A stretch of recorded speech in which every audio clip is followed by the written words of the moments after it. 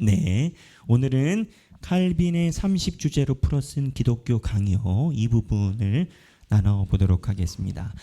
저희가 지금 나누고 있는 부분은 예수 그리스도께서 성육신 하셔서 이 땅에서 죽으셨을 때 돌아가신 성육신의 이유가 뭐냐? 지난주에 저는 나름 열심히 설명했다라고 하는데 제 지인분들이 목사님 진료밖에 생각이 안 나요.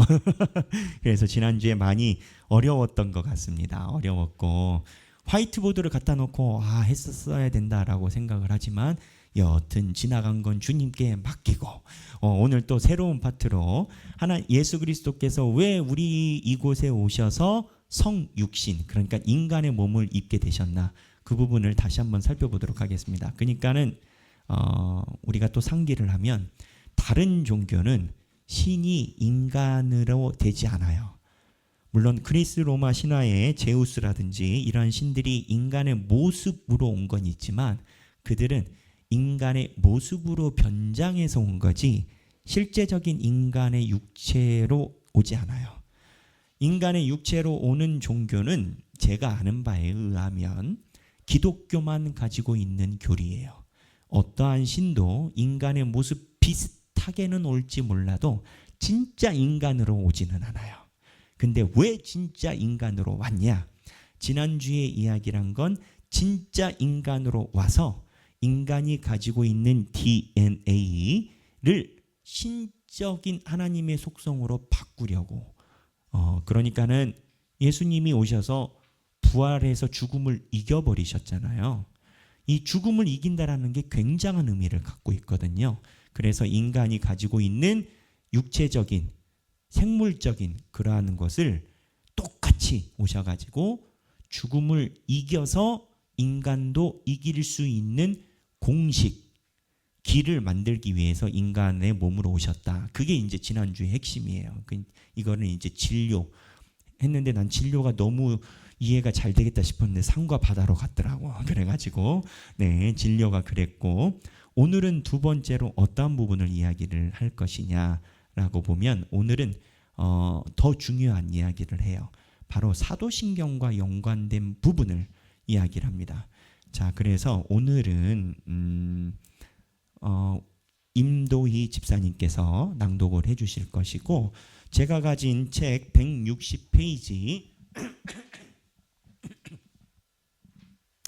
160페이지 칼빈은 지옥 강하를 핵심 교리로 여긴다. 여기부터 봐야 됩니다.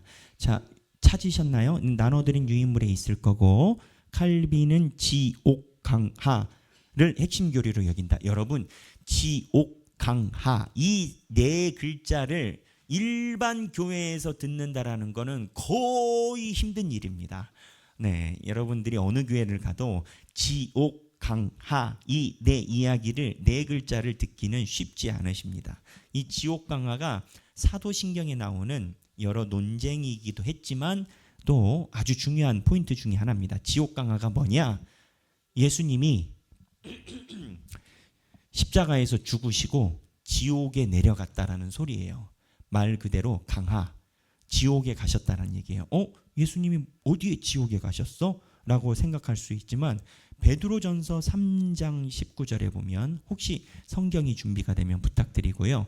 베드로전서 3장 19절에 보면 이에 해당되는 성경 본문이 있습니다. 근데 우리는 원문을 번역해 낼 때 이 지옥 강하 교리에 대해서 성경을 번역할 때 약간의 그 신학적인 논쟁이 있었기 때문에 원문을 그대로 갖다가 해석하지 않았어요. 원문을 해석하지 않았는데 실제로는 예수 그리스도께서 지옥에 내려갔다라는 본문인데 사도신경에서는 어느 파트냐? 장사된 지 사흘 만에 죽은 자 가운데서 다시 살아나셨으며 여기서 죽은 자에 대한 이야기가 이게 지옥 강하에 대한 부분입니다. 이 부분을 성경 베드로전서 3장 19절인데 임도희 집사님이 한번 다 같이 읽어보겠습니다. 그가 또한 영으로 가서 옥에 있는 영들에게 선포하시니라. 자, 여기에 보면 그가 옥에 있는 영들에게 선포하시니라라고 나오는데 여기에 있는 옥이 어디냐? 지옥이에요. 지옥. 그래서 예수 그리스도가 지옥 강하, 지옥에 갔다라는 이 성경 구절을 그대로부터 이게 진짜 예수님이 간 거냐? 아니면 그냥 의미적으로만 이야기를 한 거냐라고 이야기를 할 때 칼빈은 실제적으로 의미적으로 해석을 해냈어요. 의미적으로. 왜냐? 칼빈이 이거를 지옥에 간 것이 아니라 의미적으로 강조점을 둔 이유는 면죄부 천주교의 이론 때문에 그랬습니다. 면죄부의 천주교의 이론 중에 내가 부모님이 예수를 잘 안 믿고 돌아가셨어도 내가 천주교 교회에다가 큰 헌금을 하면 딸랑 하는 순간 지옥에 있던 자기의 부모가 이쪽으로 넘어올 수 있다. 이게 이제 중세 돈이 모자랐던 사제들이 했었던 교리 장사였거든요. 그래서 이거에 대해서 칼빈과 루터가 굉장히 반발을 해서 일어났기 때문에 칼빈은 기본적으로 천주교가 가지고 있는 것 반대편에 많이 섰습니다.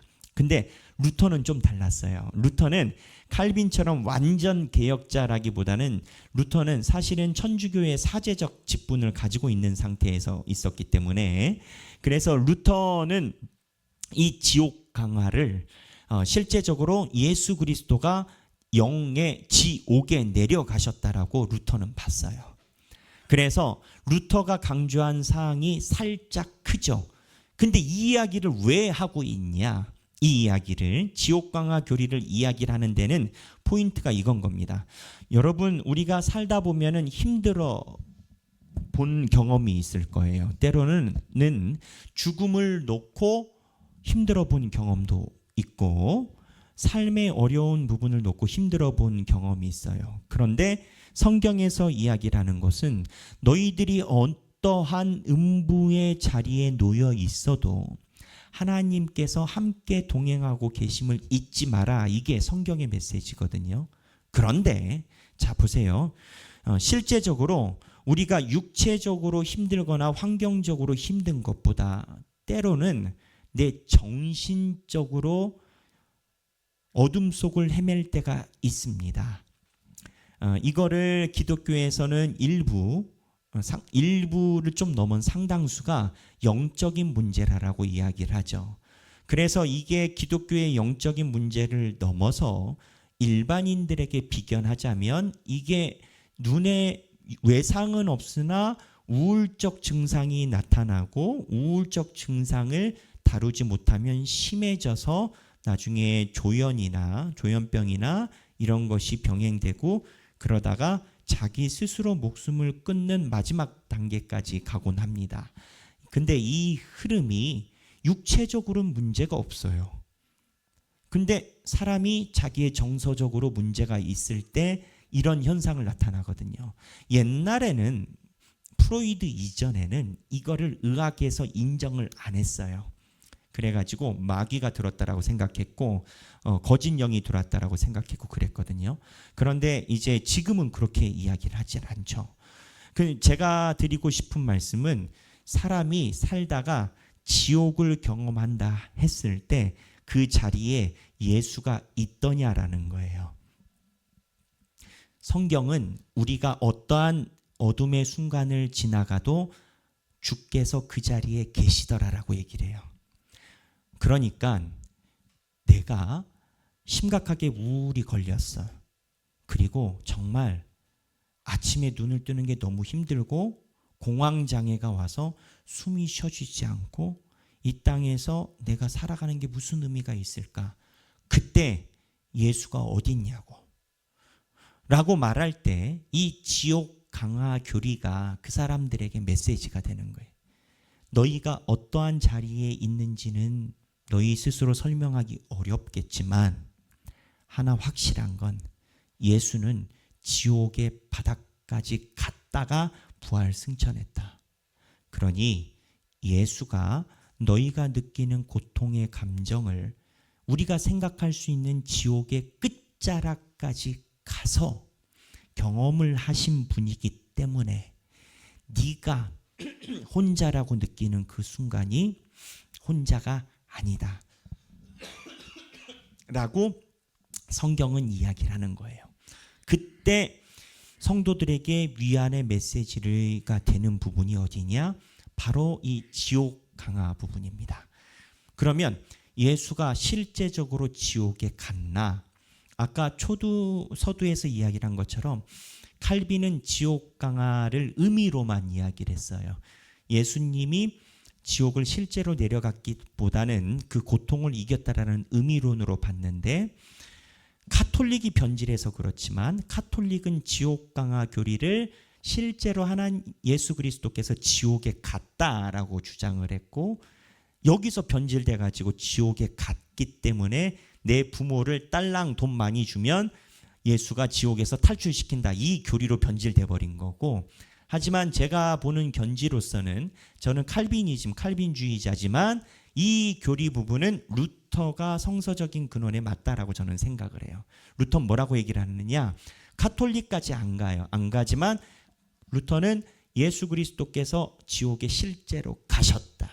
그리고 지옥의 옥에서, 아까 성경 본문 띄워봐 주시겠어요? 여기 보면은 옥에 있는 영들에게 선포하시느니라라고 얘기를 해요. 전도가 아니에요. 여기서 또 이제 천주교가 잘못 해석한 거, 전도가 아니라 선포예요. 이 선포가 proclamation이라고 얘기를 여기 영어 나오잖아요. 이 proclamation이, proclaim이 뭐냐? 미리 외쳐버리는 거예요. 우리로 따지면은 미리 포고하는 거나 똑같은 건 거예요. 포고령 같이. 그러니까 지옥에 가서 예수님이 무엇 했냐? 가서 지옥에 있는 영혼들에게 내가 여기 와서 너희들이 가지고 있는 죽음을 이기고 하늘로 올라간다라고 예수가 선포했다라는 거예요. 이 본문이. 그래서 이렇게 성경 본문을 볼 때 하나님이 우리에게 주시는 성육신의 은혜는 뭐냐? 너희들의 육체를 가지고 예수가 지옥의 맨 바닥에 있으니 너희가 요즘 말로 우울증이 있든 조현병이 있든 강박 증상이 있든 공황 증상이 있든 아니면 이 모든 것에 더하여서 하루가 가시처럼 에이는 날이 있다 치더라도 너희가 혼자라고 느껴지는 그 언덕 위에 예수는 이미 서 있다라고 이야기를 하시는 거예요. 은혜롭지 않습니까? 이래서 우리가 말씀을 보고 신학적인 공부를 하는 거예요. 이거는 누가 만든 게 아니에요.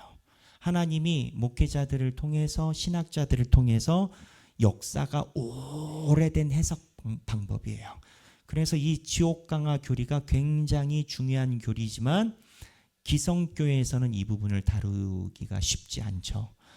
그래서 그 부분에 대해서 오늘 칼빈 이 강의 부분을 임도희 집사님이 읽어주실 건데, 읽을 때 제가 말씀드린 부분을 머리에 염두에 두고 따라가시면 이해가 쉬우실 겁니다. 자, 그러면 칼빈은 지옥 강화를 핵심 교리로 여긴다. 여기부터 칼빈부터 읽겠습니다. 칼빈은 지옥 강화를 핵심 교리로 여긴다. 거기에는 신비가 있다고 했다. 그는 사도신경에 이 교리가 포함되어 있음을 강조하고 사도신경을 믿음의 절대적인 총체라고 극찬했다. 그리고 지옥 강화의 교리가 경시된다면 그리스도의 구속의 혜택이 많이 상실될 것이라고 했다.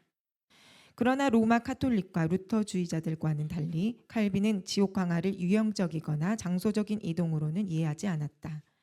그는 베드로전서 3장 19절에 옥에 있는 영들에게 전파됨을 영적으로 해석하여 그리스도가 성령의 힘으로 그들에게 비추셔서 그들이 소망으로 맛보았던 은혜가 세상에 나타났음을 깨닫게 했다고 해석했다. 나아가서 지옥 강화를 그리스도가 구속의 값으로 자신의 몸을 주셨을 뿐만 아니라 더 위대하고 훌륭한 값, 즉 저주받고 버림받은 사람의 영혼이 겪는 무서운 고통들을 당하셨음을 의미한다고 보았다. 칼빈은 지옥 강화 교리가 주께서 영혼의 고통을 당하심으로 우리가 악마의 권세와 사망의 두려움 그리고 지옥의 고통을 이기게 되었음을 가르치기 때문에 유익하다고 보았다. 자, 여기는 밑줄 쫙, 밑줄 쫙. 칼빈은 지옥 강화 교리가 주께서 영혼의 고통을 당하심으로 우리가 악마의 권세와 사망의 두려움 그리고 지옥의 고통을 이기게 되었음을 가르치기 때문에 유익하다고 보았다. 이 얘기는 무슨 얘기냐? 조금 더 나아가면 우리가 죽게 죄를 짓고 있는 그 순간에도 예수님은 우리를 떠나고 있지 않다라는 거예요. 우리가 어둠 속에 있는 그 순간에도 예수는 우리 옆에 떠나지 않고 있다라는 거예요. 너희가 느끼는 어떠한 것 때로는 이율배반적으로 가룟 유다처럼 예수 그리스도를 향해서 눈물을 흘리고 때로는 느끼지 못하며 주님의 마음에 내가 난도질을 하고 있구나라고 느끼는 그 순간도 예수는 네 옆을 떠나고 있지 않다라는 거예요. 왜? 지옥이 뭐냐라고 이야기를 할 때 지옥은 인간이 느낄 수 있는 모든 고통의 끝자락인데 그 고통의 끝자락보다 더 깊은 곳에 예수는 가 있었다라는 거예요. 그래서 조금 더 나가면 원래 지옥의 개념은 다른 쪽에서 설명할 때 하나님의 빛이 비추지 않는 것이 지옥이라고 이야기를 하곤 해요. 그러니까 무슨 얘기냐?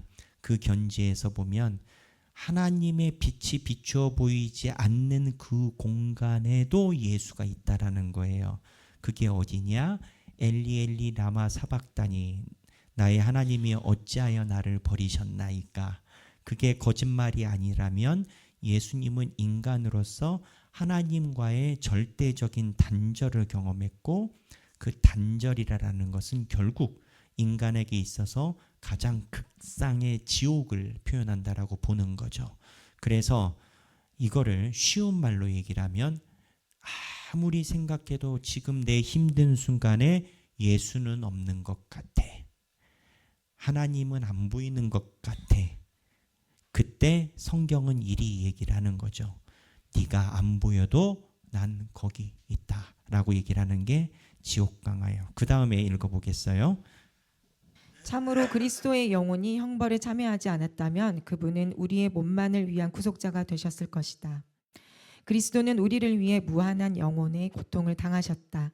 거기에서 칼빈은 그리스도의 영은 그분의 인성에 속하지 않는다고 주장한 아폴리나리우스는 지옥 강화의 진정한 교훈을 알지 못했을 것이라고 단언한다.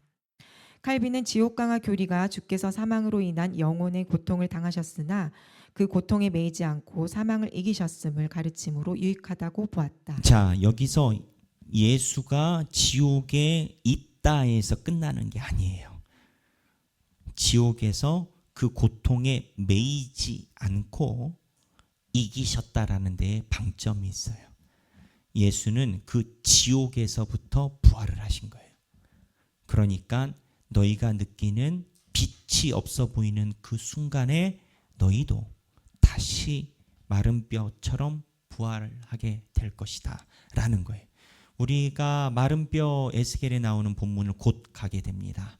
아주 중요한 본문이고, 그래서 이 지옥 강화 교리의 끝자락은 예수의 부활이 완벽함을 말하는 다른 메시지를 또 가지고 있어요. 왜냐하면 완벽한 지옥의 죽음에서부터 예수가 일어나서 부활했기 때문에. 이게 무엇을 이야기를 하느냐? 내가 지옥이라고 느끼는 삶의 자리가 어떠한 삶의 자리가 되든지 간에 예수가 그 자리에 있고 예수를 의지하게 되면 거기에서 내가 생기를 얻고 부활하게 된다는 얘기예요. 내가 이 땅에서 부활을 경험한다고요. 이 땅에서 부활을 경험한다라는 게 뭐냐? 분명 아무도 없는 것처럼 느껴진 순간인데 주님을 의지를 할 때 나도 모르는 삶의 대반전을 내가 느끼게 되는 거죠. 네, 그 다음에 읽어보겠습니다. 본 교리를 통해 우리에게 전가되는 그리스도의 공로는 그분이 육체뿐만 아니라 영혼으로 당한 고통도 포함된다는 사실을 우리가 확신하게 된다고 결론을 지었다. 그래서 여기 보면 본 교리를 통해 우리에게 전가되는 그리스도의 공로는 그분이 육체뿐만 아니라 영혼으로 당한 고통도 포함된다는 사실을 우리가 확신하게 된다고 결론을 지었다. 무슨 얘기냐? 예수 그리스도가 이 땅에 왜 인간의 몸으로 왔냐? 우리가 당하고 있는 고통을 본인이 가져가려고 하는 거예요.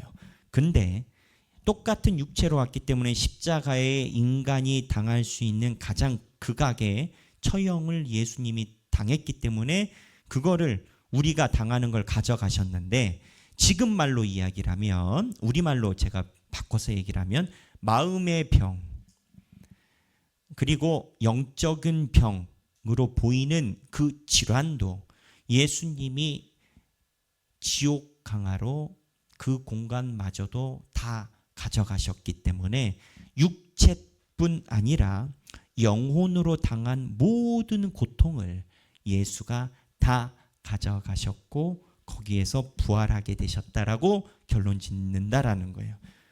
읽어주세요. 이러한 칼빈의 입장은 개혁주의 신학자들, 특히 헤르만 바빙크에 의해서 충실히 계승되었다.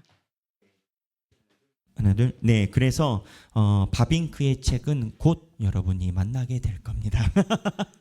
네, 그렇지만 뭐 때가 되면 만나게 될 거고, 오늘은 지옥 강화에 대해서만 설명을 하는 게 좋겠습니다. 그래서 이 지옥 강화 교리가 잘 묵상을 해보면 내가 환난에 있을 때, 고난 중에 있을 때 나에게 절대적인 힘을 주는 교리예요. 그렇기 때문에 사도신경에 죽은 자 가운데서 살아나시며 라고 이야기를 한 거예요. 원래는 죽은 자 가운데 지옥 옥에서 살아나시며로 되어 있거든요, 본문이. 근데 우리나라가 번역을 할 때 이 부분이 번역이 누락이 된 부분이고, 그래서 일단 임도희 집사님 수고하셨으니까 큰 박수로 격려해 주시고, 이 시간에 우리가 잠깐 기도하는 시간을 가지면 좋겠습니다. 꼭 내가 이 지옥이라고 말할 만큼의 어려움은 아닐 수 있지만, 뭐 언제나 우리가 지옥에 사는 건 아니니까, 하지만 이러한 하나님의 말씀을 잘 회상해 보면 우리가 그냥 연상하는 게 아니라 하나님의 말씀이 내가 느끼는 어떠한 것에도 주님이 함께 계시다라고 이야기를 하시는 거예요. 그리고 그곳에서 내가 부활해서 승리를 하게끔 너희들에게 함께 한다라고 얘기를 하시는 거예요. 우리가 가지고 있는 기도 제목이 있어요. 여러 가지 마음의 기도 제목도 있고, 어떠한 분들은 실제적으로 육체적인 기도 제목이 있고, 부모, 자녀, 형제, 자매, 배우자 등등 당장 내 문제는 아닐지 모르지만 나에게 근거리에 있는 사람들의 상황이 살이 에이듯이 힘든 상황도 있을 수 있어요. 그 공간에 하나님이 안 계시냐? 성경은 이야기를 해요. 그 자리에 내가 있다. 하나님이 말씀하세요. 너희가 경험하는 것보다 어떠한 바닥이 됐던 그 밑에도 내가 있다라고 얘기를 하세요. 하물며 지옥의 끝자락에 가서도 내가 있다라고 얘기를 하세요. 그래서 이 시간에 주님을 의지하고 우리가 좀 기도를 하면 좋겠습니다. 각자 가지고 있는 삶의 기도 제목을 놓고 성령님이 이끄시는 대로 잠깐 개인 기도하도록 하겠습니다. 기도하시겠습니다.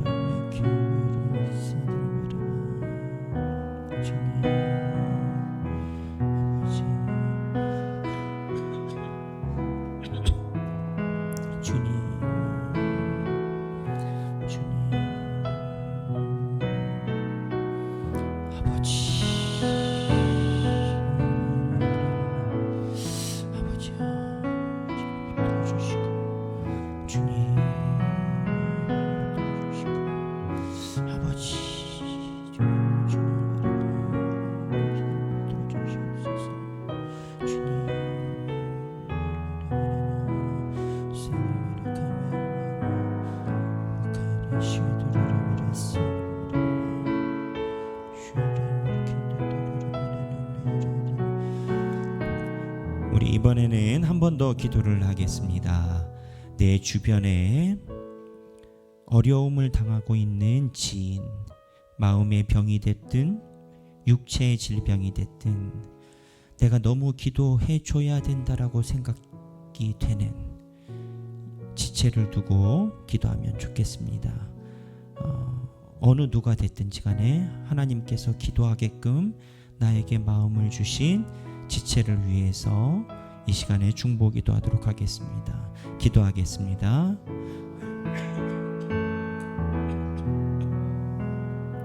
주님, 주여,